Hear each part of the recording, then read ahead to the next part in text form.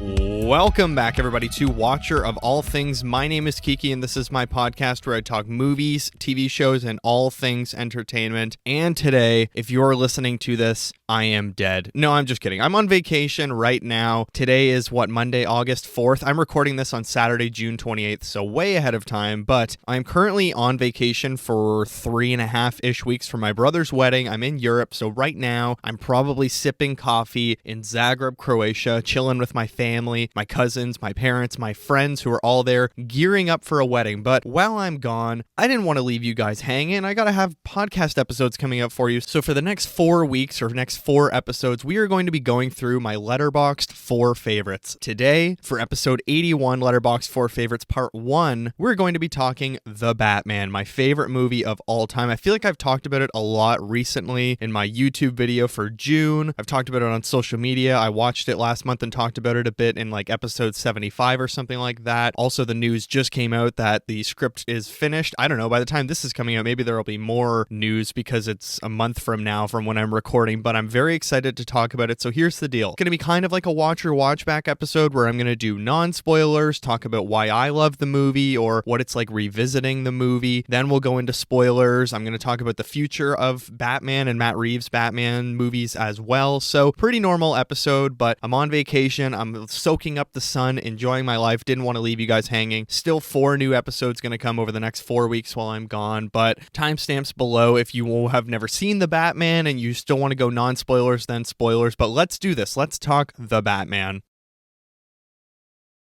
The Batman is a 2022 action crime film coming in at 2 hours, 56 minutes, the longest Batman movie ever made. It is directed by Matt Reeves, who did the Planet of the Apes movies, or 2 of them at least. He did War for the Planet of the Apes and Dawn or Rise, the second and third one of the Apes trilogy, the most recent one. He also did the first Cloverfield film. The Batman is written by Matt Reeves as well as Peter Craig, who did The Town, Hunger Games, Mockingjay Part 1 and 2, Top Gun Maverick. He wrote the story for that, as well as Matt Tomlinson came in and did like an assistant screenwriting role, and he's done some Batman comics. He's a really good comic writer, but the budget for The Batman was $185 to $200 million. I don't know if there's possible COVID expenses or not because this film had a very tumultuous production period throughout COVID, but as for reviews, very positive reviews, 7.8 on IMDb, 85% on Rotten Tomatoes with an 87% audience score, 4-star average on Letterboxd with a 4-star mode. But the synopsis for The Batman: in his second year of fighting crime, Batman uncovers corruption in Gotham City that connects his own family while facing a serial killer known as the Riddler. The film stars Robert Pattinson as Bruce Wayne / Batman, Zoe Kravitz as Selina Kyle / Catwoman, Jeffrey Wright as Lieutenant James Gordon, Colin Farrell as Oz / the Penguin, Paul Dano as the Riddler, John Turturro as Carmine Falcone, Andy Serkis as Alfred, Peter Sarsgaard as District Attorney Gil Colson, Jamie Lawson as Bella Real, who was recently in Sinners, as well as a big old fun cast of characters. But okay, let's talk about The Batman. Why is this one of my 4 favorite movies on Letterboxd? Why is it my favorite comic book movie of all time, followed closely by like the Sam Raimi Spider-Man 1 and 2, as well as Nolan's entire Dark Knight trilogy? I think is absolutely brilliant. But why do I love this movie so much? Well, to me, I didn't read tons of comics growing up, but the comics I did read were always Batman comics and Batman stories, like of course Batman Year One, The Dark Knight Returns. I used to collect these like Batman the Animated Series books that took some of the episodes and put them into the comics, and that was a lot of fun and really cool. I love Justice League the Animated Series, and I've just always been a huge Batman fan. He's my favorite character in fiction, my favorite character in all different types of media, whether it's video games, comics, TV shows, movies, anything Batman I absolutely love. And I've loved every version in some different way, like even Batman and Robin. I think there are positives that I could say about that movie, like the villains are really fun. But for me, The Batman is where it feels like they finally struck gold in the franchise and really nailed down the character of Batman himself perfectly. I think Matt Reeves found the balance, found a new, fresh way where it's not an origin story. It's a young, angry Batman, which we're going to talk about, and it balances the gadgets. I never thought we'd see a real live-action Batman say, "I'm vengeance" in a film film, which is one of the most amazing things ever. But here we are, it's a Batman movie that has actual characters, it has imperfect heroes, it has real stakes. One of my favorite movies ever. I currently have it first on Letterboxd as my favorite, and it hasn't changed since it came out. So let's talk about the development of this movie. It was a long road to get the first Batman movie made, let alone the Batman Part 2. Originally, this film was going to be Ben Affleck's solo film in the DCEU. So when the DCEU started, they announced like a 10 or 11 film slate where it was, of course, Man of Steel, Batman v Superman, and then eventually they were going to get to a Batman solo movie with Ben Affleck directing, writing, and he was going to star in it, of course. It was going to be based on a bunch of different really nice and cool comics, like Batman Nightfall, I believe, was one of them. It was going to be a very Deathstroke heavy, letting Arkham loose into Gotham type story. Eventually, as the DCEU progressed, Ben Affleck, I talked about it in my June YouTube video about the downfall of the DCEU. Ben Affleck, he was going through a lot of personal issues. The DCEU films were not critically acclaimed, or they weren't tonally what he thought they were going to be, because he wanted to be Batman, and a huge draw of the character for him was that his children could watch these movies and he would be cool, like, oh, I'm Batman. But when they were extremely dark, they were considered more mature, inappropriate for kids, and they were not doing well financially. I think his vision of the universe and what Zack Snyder was trying to do in the DCEU, not just Zack Snyder, became very different of their ideas of the character. Of course, they did take Ben Affleck's version like into this good version that, oh, we're going to have him be a proper hero, not murdering people anymore. But, it was a lot of work and he just couldn't crack the script. So he decided he's not going to direct the project. And that was kind of the first domino. When he said, I'm going to step away as director and just focus on starring in the film, then as soon as they started looking at other directors, like I think Fede Alvarez, Ridley Scott, and then of course Matt Reeves, they reached out to Matt Reeves because they were huge fans of his Apes movies. And Matt Reeves was a huge Batman fan, like grew up with Adam West Batman, of course. So when they approached him, he said, I would love to, but it would have to be my own story. I want to go with a younger Batman, and I have a really interesting idea of what we could do. And right there was where that separation happened and the Ben Affleck movie was killed. I remember the day that Ben Affleck posted the photo of like Matt Reeves, welcome to the Batcave or whatever it was, and that's when I knew, oh, the movie's dead in the water. Like they're going to recast him very shortly. So they started auditions. Nicholas Hoult was very close in the running, but the big front runner and basically who Matt Reeves wrote the screenplay for was Robert Pattinson, because he saw him in Good Time. He thought, oh, this could be a really interesting, frantic, panicked version of Batman, and I can see Robert Pattinson as Batman. He wanted a different characterization of Batman. It saw the tragedy in that character's eyes. And that's how the road to the Batman sort of occurred. There were tons of bumps on the way because they were halfway through filming in March 2020 when COVID suddenly shut down the world. They had to close down production. They were delayed and they didn't wrap filming until March 2021. I can't remember what the original release date for the film was. I think it may have been October 2021, but it got pushed to March 2022. Actually, maybe even earlier. I think it was October 2020. I might be wrong about that, but like the second one that's coming in the future, it was delayed many times, but eventually we got there. It came out March 4th of 2022. Fantastic reception. I absolutely loved it. I went to a fan screening early a few days before it came out. It was so sweet to see in IMAX, like one of my favorite IMAX experiences I've ever had. But let's talk about the performances in The Batman. Robert Pattinson as our titular character, Batman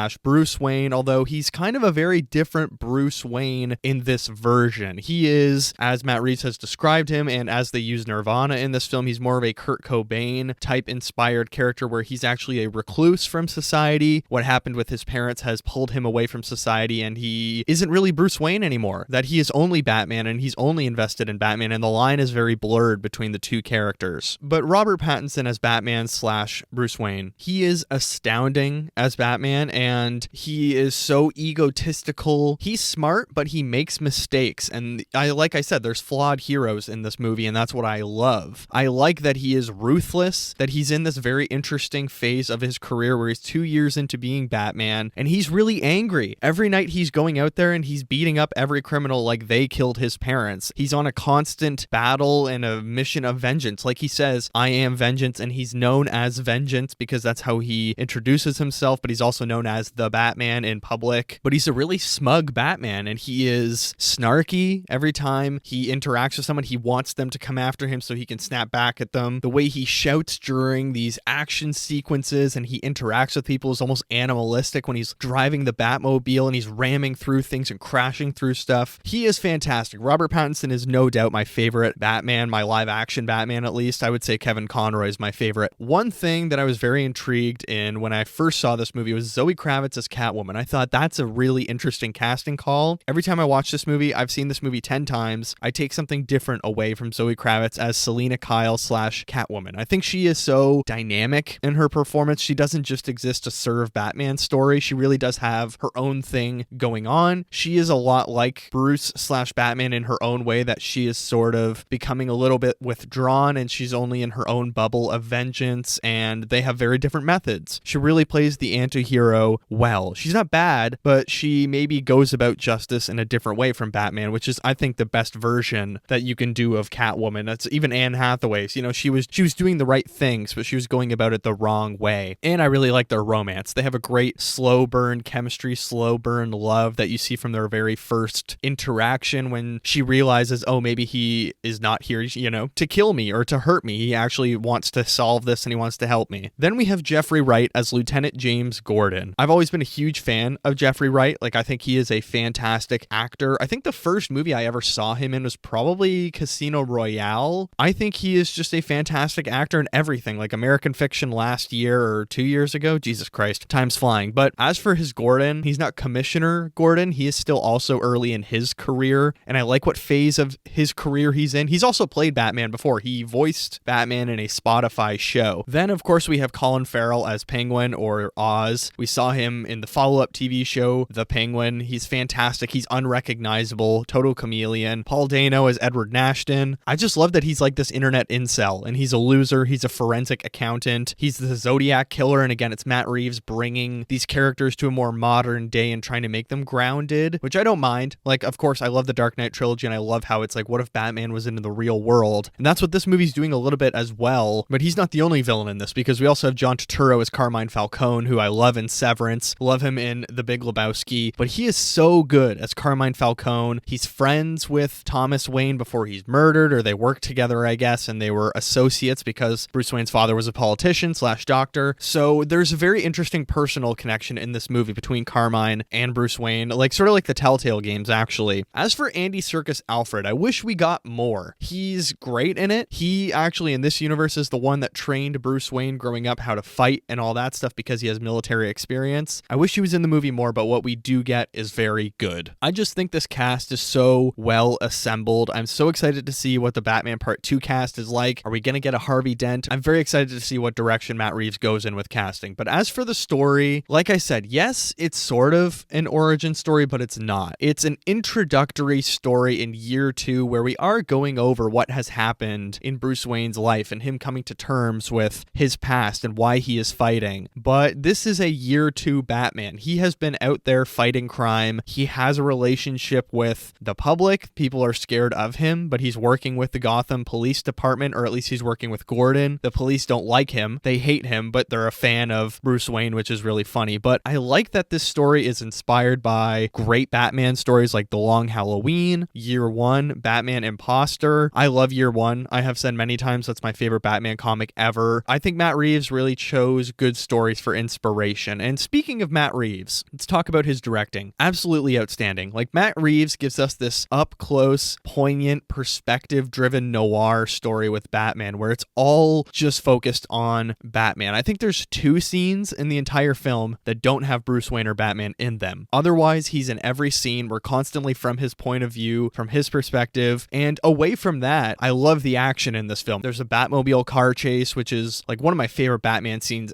ever, where it's just such a great car chase. And I like that they are different and they feel different from the Nolan movies. Like, the Nolan movies are more of these thriller films, whereas this is a slow burn detective story. Of course, the cinematography was done by Greg Fraser, who did Dune. I think he did 2 of the Apes movies with Matt Reeves, and I'm shocked that this movie wasn't nominated for an Oscar. I was furious at the time. Roger Deakins even called out the Academy, saying this movie had the best cinematography of 2022. It was the best work of that year. He narrowed it down that it was just pure and plain snobbery. And Roger Deakins even told Matt Reeves when he was a guest on his podcast, "I'm really glad you did Batman because I've never been a fan of Batman until your film, but I've already seen it 3 or 4 times now. I think it's very moving. I love it. I connect with the character. I connect with what you're saying with it." So there you go. It was very surprising to me, to be honest, in a not a weaker Oscar year, but I thought if any year was going to finally let the comic book movies into the door for the Oscars, coming out of COVID, 2022 or 2023 would have been the year. But let's jump more into the world and breaking down the various aspects of this film, starting with where Batman is when we meet him in this story. Every time I watch The Batman, and I've seen it 10 times now, I always ask myself, at the start of this movie, is he close to maybe giving up? Or is he close to throwing in the towel, at least? I don't think he's close to giving up or quitting being Batman, but I think he's close to losing hope in the city. There's the monologue, and I love the use of narration in this film, where he says things are kind of worse than ever, and he's not having the effect he thought he would, and he doesn't know if he can really change anything. And I love that opening narration because this narration is highlighting that he can't do everything. He can't be everywhere. It's a big city, so he has to use fear to be the shadows and have criminals be scared. And yet, it's not going the way he wants. It's kind of going the opposite direction. And his company, Wayne Industries, that's not really part of his life in this story. After his first night as a crime fighter within this film, at least on Halloween, he comes back to the Batcave and Alfred says, like, the Wayne Industries investors are coming here. And Bruce is like, why would you bring them here? He says, I couldn't get you to go there. Like, it's just, you can tell how Bruce is really closed in. He has a very bad relationship with Alfred in this film versus all of the other movies. He's very close with Alfred and sees him as his father, whereas here, Bruce doesn't really want anything to do with him or that life because it reminds him of his parents. And it's interesting how it evolves over the film. Obviously, I won't say anything because we are in non-spoilers, but his relationships, Bruce, are very broken in this film. The only relationship he really has is Batman with Commissioner Gordon, that they are trying to do something together as crime fighters or crime stoppers. But even Gordon, you know, he tells him at the start of the movie, I don't even know who you are, man. Like, he's only known him for 2 years, and Batman's like, what, you don't trust me? And it's very interesting, the dynamics and the fractured relationships that are here. After 2 years, he hasn't really gotten his foot in the door anywhere. People don't trust him. People aren't looking to him as this savior or this message of hope. People are terrified of him. I love Gotham City being its own character in this film, and it's maybe my favorite Gotham City. I don't know. There's so many different versions of Gotham City because you have the Tim Burton ones, you have the fantastic, over-the-top, colorful Joel Schumacher ones. Nolan, I think, really slipped on Gotham City. I really loved what he did in Batman Begins with the Narrows, but then in the second one and the third one of his trilogy, it's just Chicago. It's not really interesting. Whereas Matt Reeves, I really feel the gothic, dirty, huge landscape that's just everywhere, and there's drops and drugs and crime, and it's raining all the time. It's kind of a shithole. It feels like New Jersey. Not saying New Jersey is a shithole. Sorry to any New Jersey listeners, but I just love how Gotham City takes up a huge space in this, and Bruce has this relationship with Gotham City. Now let's talk gadgets, the Bat Signal, the Batmobile, the Batcave. It's very stripped back and more like he is a mechanic Batman. He has a Bat Signal, but it looks like, I mean, it kind of looks like a piece of junk. It has all these metal scraps all over it, and yes, it does make the Bat Signal, and it is so he can go and meet Gordon, and he is needed, but sometimes it's just, you know, a signal for criminals to watch out because Batman is being called, and it's a reminder. In the opening narration, he says, fear is a tool, and when that light hits the sky, it's not just a call, it's a warning to them that, you know, Batman's in the shadows, and you don't know where he's going to be. It's a big city, he could be anywhere, and I love that. I love the use of the Bat Signal. I love that it's like down the street from the Gotham Police Department on this random rooftop that's being renovated, and it's very like secluded, and it's not on top of the police department's building because the cops don't trust him. But as for his gadgets, they don't have batarangs in this version. I know in the concept arts and behind the scenes they develop the batarangs for Robert Pattinson's Batman, but he doesn't use them in the film. Instead, He has like a flare, he has tons of military equipment, and it's a real tactical military suit that he's wearing, but it's a much more stripped back, like just straight up military armory that he has. And his Batmobile is a vehicle that he's developed himself. Like, it is literally a hot rod. It's my favorite Batmobile by so far. It just feels like this mechanic's wet dream that he's developed over the last few years. It's terrifying when it starts up, and it's so loud and in your face, and his car chase is fantastic in this. But as for his rogues gallery, way less developed. He has been fighting for 2 years, definitely villains out there, but his rogues gallery isn't like hundreds of villains like many of the comics or many other stories. It's very drawn back, it's very basic. It's mostly him fighting the mob and mafia and stuff like that, which I like. That's very Batman Year One, where it's him versus Carmine Falcone and Sal Maroni and all these guys. Where his rogues gallery could go in the future, it depends what version of Batman we get, and we'll talk about that in spoilers. And as dark and as depressing and grim and noir as this film is, the Batman is very funny, and Robert Pattinson's Batman is very funny, and that's one thing I think they really nail in this version is he has these arrogant one-liners. I'll read you a few of my favorites. He's in a jail cell. I won't give you the context of the scene, but the cop says to him, "Now I have you assaulting an officer," and he says, "You got me on assaulting 3," or he's trying to get into a nightclub, and the classic twins from the Batman the Animated Series say, "Get out of here, freak, or that little suit's gonna get all full of blood," and he just responds, sort of smirking, "Mine are yours." Then someone says, "You could have pulled that punch, man," and he says, "I did." Selena says, "I found him," when they're trying to find someone in the city. He says, "I see that." Like, he's just so goddamn snarky. There's so many great little joking moments that bring this little bit of levity or like funny arrogance that Batman has throughout this film that I absolutely love. And I think you see that with, all of these different Batmans, that there are very funny moments in every Batman movie, whether it is Batman himself, the characters around him, criminals and how they react to him, his dynamic with Alfred, but it's a very funny movie. But one of my favorite elements of this movie is the score from Michael Giacchino. It adds a whole other layer on this Batman film. It's one of my favorite Batman themes that we've gotten. Like, I love the Dark Knight's theme is so good from Hans Zimmer, and this one. Those are my two favorite Batman themes of all time. The animated series, of course, is a classic and drew inspiration from Tim Burton's Batman, but I feel like this Batman theme that we got in this version just has such a mood and has such a great, like, operatic feel, gothic feel to it that I love. And I've listened to this album 1,000 times to the point where in 2022, Michael Giacchino was one of my top artists on Spotify Wrapped because I had listened to the soundtrack so many times. But it just adds this whole other dynamic, like the car chase. There's Highway to the Anger Zone. Like, he adds these funny puns. I really love Michael Giacchino, how he always adds the puns to his album titles. But there's just like this whole big operatic feature at the start of the film that's, a 10-minute long dialogue or a 10-minute long monologue almost from Batman. And it's the whole time backed up by this track from Michael Giacchino that's just so good and swelling. And every time we get this big action set piece, it's always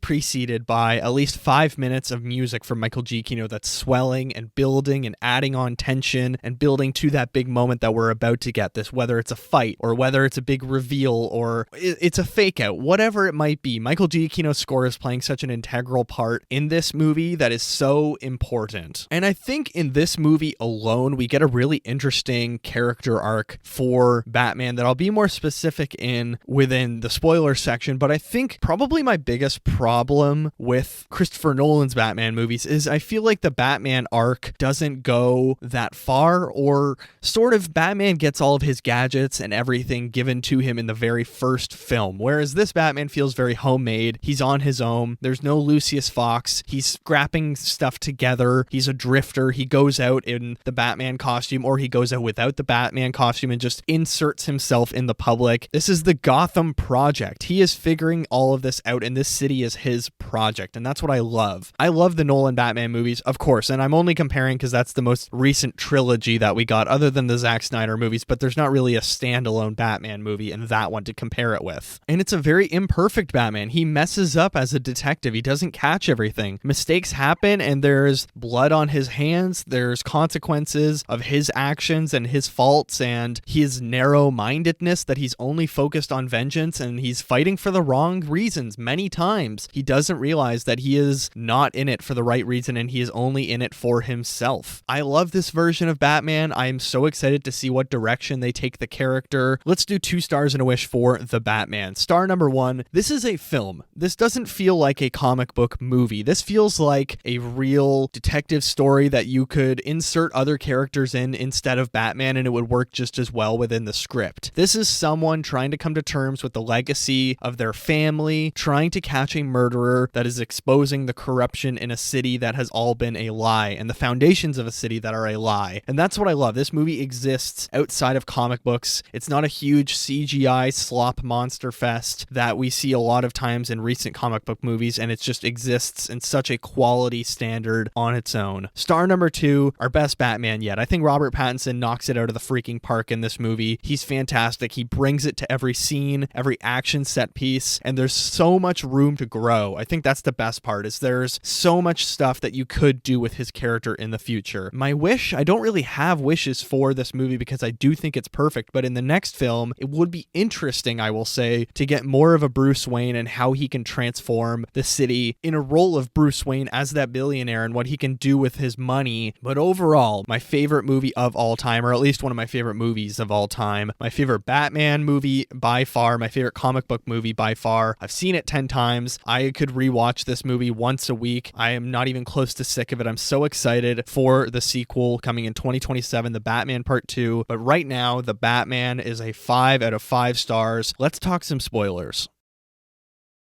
All right, we are now in spoilers for The Batman. You have been warned if you haven't seen this 3-year-old movie. We are in spoilers, so be careful. Okay, so who is the Riddler murdering in this film? He is murdering politicians, people in power that are part of the scheme that is keeping Carmine Falcone in power. So when Thomas Wayne died, he had just started the Renewal Project, which was this like $1 billion pledge to the city of Gotham to help fund and clean up the city in general. You know, it's kind of similar to all of the work that Thomas Wayne was doing with like the subway that he had built, like just this financial pledge to the city that could leave a staple of his name. Whereas in this version of Gotham, renewal has turned sour. As soon as Thomas Wayne died, everybody started grabbing at this pile of cash to basically fund drugs, and they've been using it for criminal processes and their own dealings and stuff like that. So Carmine Falcone has been mayor, essentially, and in power of Gotham for 20 years since Bruce Wayne's parents were murdered in 2002, I believe it is, in this universe, potentially coming out of Shrek 2. I think that was that a theory, Shrek 2 or Shark Tales, like some crazy animated movie. But what's interesting is Riddler is murdering the police commissioner. He's murdering the current mayor, quote unquote Mayor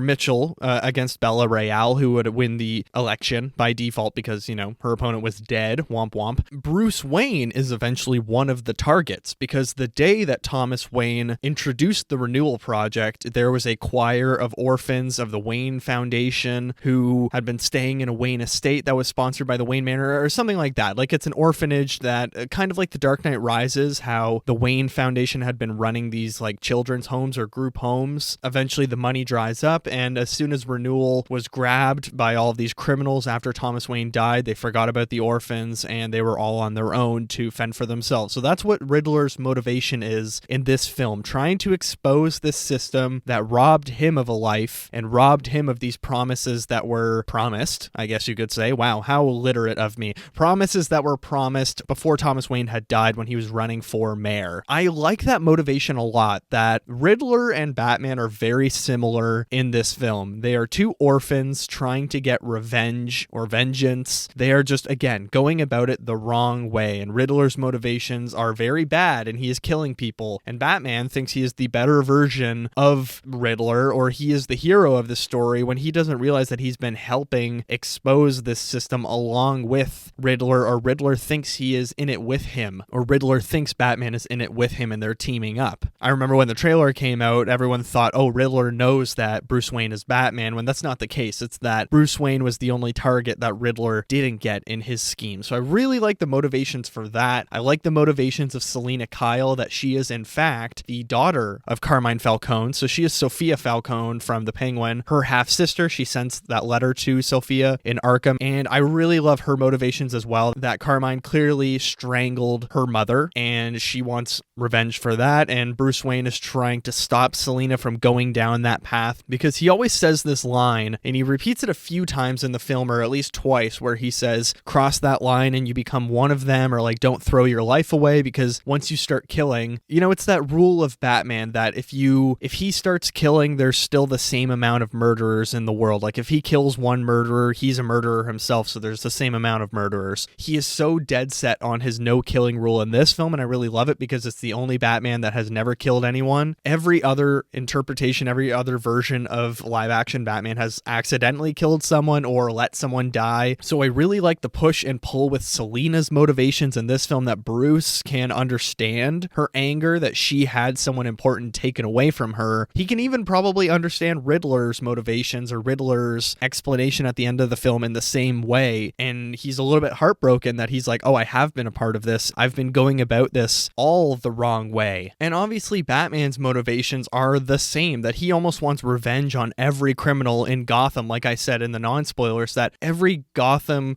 criminal that he's fighting, he sees as the person that could be another Joe Chill that killed Thomas Wayne and Martha Wayne that night in Crime Alley. Who knows? Like, I think he is really trying to understand and trying to investigate and figure out in this movie who killed my parents. And I like that it's not an origin story, but we do sort of get an origin for a new version of Batman in this film, or at least an improved version that he wants to be. I really like the twist and the exposed aspect that Thomas Wayne, there was all of this press about Martha's family, the Arkham family, that, oh my God, that montage or whatever blew my mind, that they're going to probably do Lady Arkham. Are they going to do the Court of Owls? Or at least they're sort of going and hovering around that world. And I think the Telltale games also do Martha's family is like the Arkhams, right? I only played the first Telltale game, or half of the first one. I really want to re-download them though, because those games are absolutely fantastic. But I really like what they're doing in that montage of saying Thomas Wayne maybe had this reporter killed, and when he got spooked, was it Carmine Falcone? And Alfred and him don't really know, and they've been trying to figure that out. And that's when Bruce, after the bomb explodes and Alfred is hurt and he has to go to the hospital, and the nurse says to him, like, is there anyone else we could call? He's like, no. And I think that's Bruce realizing, like, I almost lost my family again tonight. And it's like he says, I haven't felt fear like I felt tonight in years. I thought I had mastered all that, but tonight he feared that he was going to lose someone he loves once again, and he thought he was past that in his life. He's arrogant as hell. He thinks he is the master of fear, and he's fearless. He can take down anyone. But in that moment, that night, Riddler had him scared that he was going to lose someone that he has let slip away from him. And I just think that's such a moving scene in the hospital bed where Bruce is Bruce in that moment. That's the first moment in the film where I think we really are seeing Bruce Wayne, 10-year-old Bruce Wayne grown up. It's fascinating how not only Thomas and Martha were killed in that alley that night, but Bruce Wayne really was. And Batman was born that day. That's my favorite thing about the Batman character, is there is no really Bruce Wayne. And I really love what Matt Reeves does with this version of, could have been anyone that killed your parents, and it might be Carmine Falcone. It might have just been someone that got scared and pulled the trigger, like Alfred says. And it's sort of diving back into the origins of Batman without showing us the opening of, oh, Bruce is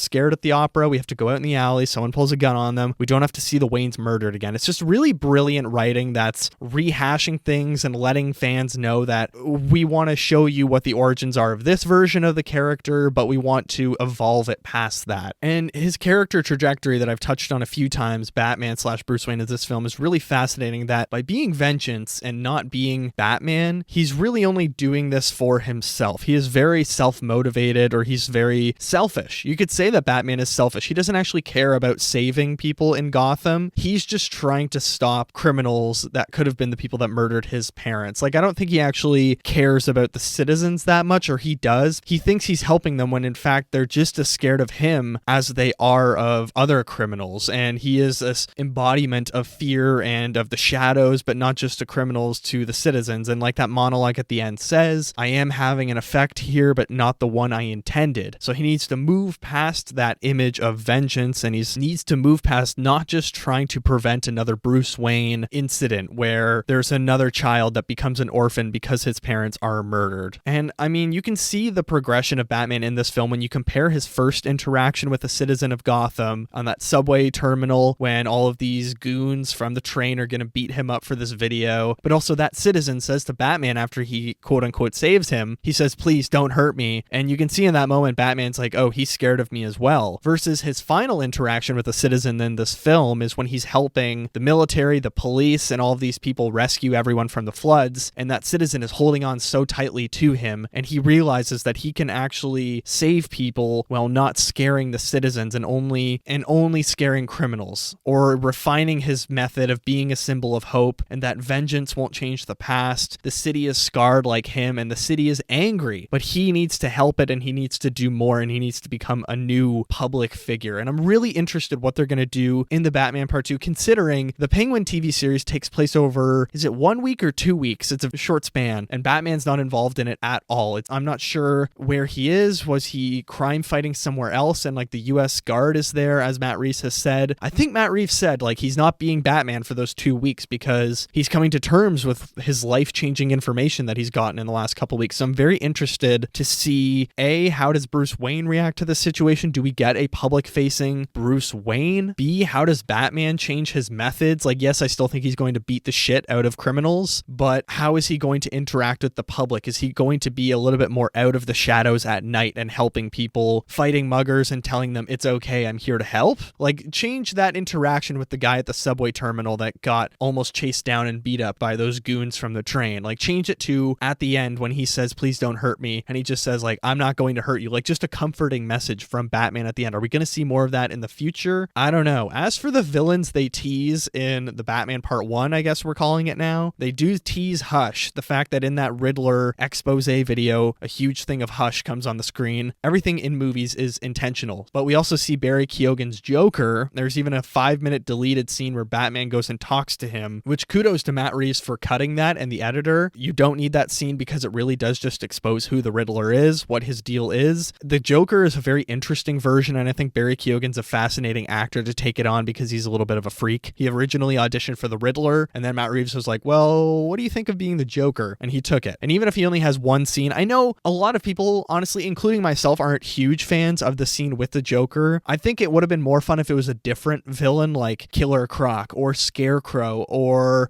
I don't know. There's so many, like Mad Hatter. There's so many interesting Batman rogues that you could have used instead of Joker in that scene. But then if we didn't get that scene, we wouldn't get the really fun riddle from Joker where he's like, riddle me this. What's something that the less of them you have, the more it's worth? And the Riddler says a friend, but the answer is actually a Joker, but it could be a friend or whatever. I think that's just such a fun scene. It's harmless. It's just a little thing to show that Edward Nashton is heartbroken. Maybe the rogues are going to team up. Who knows what's going to happen in the future? As for the villain in the second one, is it just going to be the mafia? Is it just going to be the mob? There is an interesting element where I think they could go into Scarecrow, in that there's those mushrooms in the Penguin show that they're selling as drugs, the crystals, or what's it called? The red mist, something like that. I can't remember. I think they could maybe use that and evolve it into turning into the fear toxin from Scarecrow, or even the Joker laughing gas. I don't know. But I think there's definitely ways that we can tease this universe for villains and evolve it, and lots of fun directions that we could take this. As for the ending of this film, why is this one of my favorite movies? And you will notice all 4 of my favorite movies on Letterboxd right now, whether it's The Batman, La La Land, which we'll talk about next week, Dune Part 1, which we aren't going to talk about in the series. I'm going to swap it out for another movie, which I will keep a mystery until that episode. And then finally, Drive. All of the endings of these films are either ambiguous or bittersweet. And I love the bittersweet ending of this film, where you can see him and Selina could have a future together, where they do go somewhere else and maybe they fight crime together, and Batman can maybe inspire Selina because they clearly care about each other, but she can see how devoted he is to this effort. And she says, like, you know, it's only going to get worse. It's hopeless, basically. And he says, I know, but I have to try. I love the ending with the arena, the whole third act with him in the arena fighting all of these goons and everyone's terrified of him. But then he realizes, like, if this kid can take my hand, like, someone's willing to trust me, so they all could be. We get that amazing leading sequence with the flare, but I love the bittersweet ending of the Batman. Where does the franchise go from here? Where could this universe go? Could it be the DCU Batman? I think so. If you do the second film as a direct follow-up to the first Batman movie, and then you have Matt Reeves do The Brave and the Bold as the third movie in his trilogy, leading us into the DCU. And they just yesterday posted posted the photo. I'm recording this Saturday, June 28th. On Friday the 27th, Matt Reeves and Matt Tomlinson posted the script of the Batman Part 2 saying like it's ready. I'm excited. And last night the Hollywood Reporter put out their Friday gossip session pretty much saying that their statement, I'll read it word for word. They said, "You guys can stop asking James Gunn about this now. The Batman Part 2 script is in." Filmmaker Matt Reeves revealed that he and co-writer Matt Tomlin have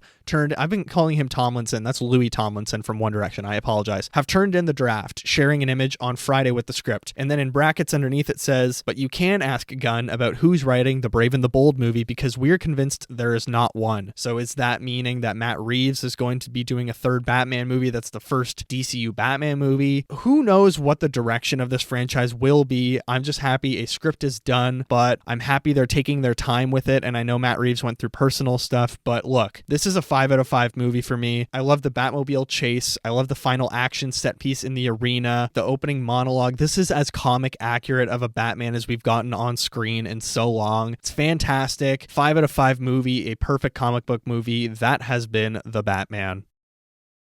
And in fact, I think that's going to do it for episode 81, Letterboxd 4 Favorites Part 1, The Batman. Very excited for 3 more fun episodes for you guys to enjoy while I'm on vacation. But as for now, please rate and review the show 5 stars wherever you get your great podcasts like Watcher of All Things, whether it's Spotify, Apple Podcasts, Amazon Music, Acast. We are, of course, an Acast-produced show. If you are on the YouTube channel, please hit like, subscribe, comment, hit the notification bell so you know when new episodes and videos drop. Comment your live action Batman rankings. Who's your favorite Batman? All that good stuff. You can also drop it in the Spotify comments or leave it in a review, a 5-star review. If you want to get in touch with the show, you can also email us, watcherofallthings@gmail.com, and find me on social media. Instagram and Threads are at Watcher of All Things. The TikTok is at watcher.of.all.things. Follow my personal Letterboxd account, KikiJ70. That's KIKIJ70. Follow me on there. Drop a comment under one of my reviews that you found me through the show. I will follow you back. Let's build a little community. Next week in the Letterboxd 4 Favorite series, Part 2, La La Land. I'm very excited to talk about it. Why don't you watch La La Land and then you can go into next week's episode having just watched it. I'm so excited to talk about it. It's my favorite musical of all time, just ahead of Singing in the Rain, but it's going to be a fun one. As for now, thank you all so much for listening. Thank you all for the love, the great messages I get all the time. Take care of yourselves, and I will see you in the next one.